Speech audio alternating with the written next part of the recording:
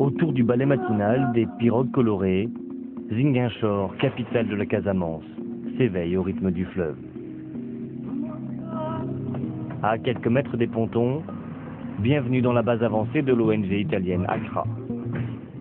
Ce jour-là, l'organisation reçoit ses partenaires normands. Eh ben, faut insister. Oui, mais on a insisté, mais c'est une question de délai. D'accord, mais normalement c'est... On ne nous a pas dit qu'on nous les donnerait pas. On nous a dit que c'est une question de délai. Ah oui, d'accord. Fonctionnaire de la communauté urbaine de Cherbourg, Jean-Yves Marie est ingénieur hydraulique. Avec Yves Duval, directeur des services techniques, il est chargé de mettre en œuvre le projet eau potable.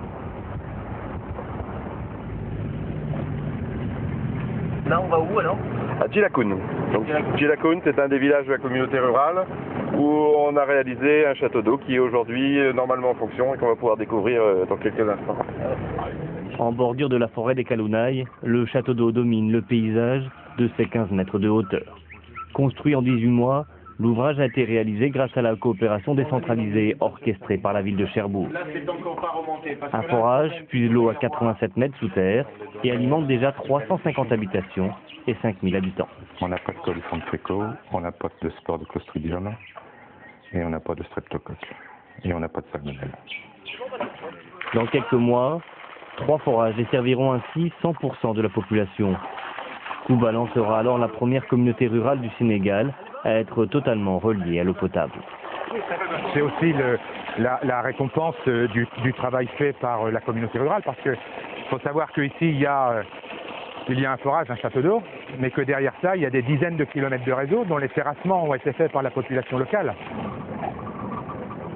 Plus au nord, suite de la visite dans les villages les plus excentrés. La route est chaotique. Le convoi est le premier à s'y engager depuis la fin de la saison des pluies. Ici, l'électricité n'est pas encore arrivée.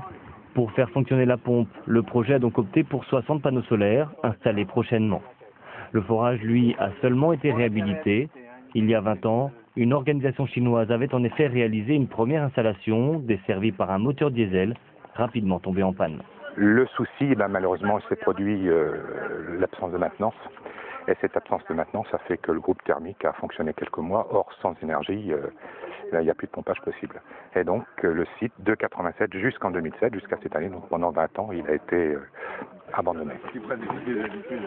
Dans les villages, la révolution au robinet est déjà entrée dans le quotidien. Une nouvelle étape dans l'accès de tous à l'eau potable, pensée pour durer.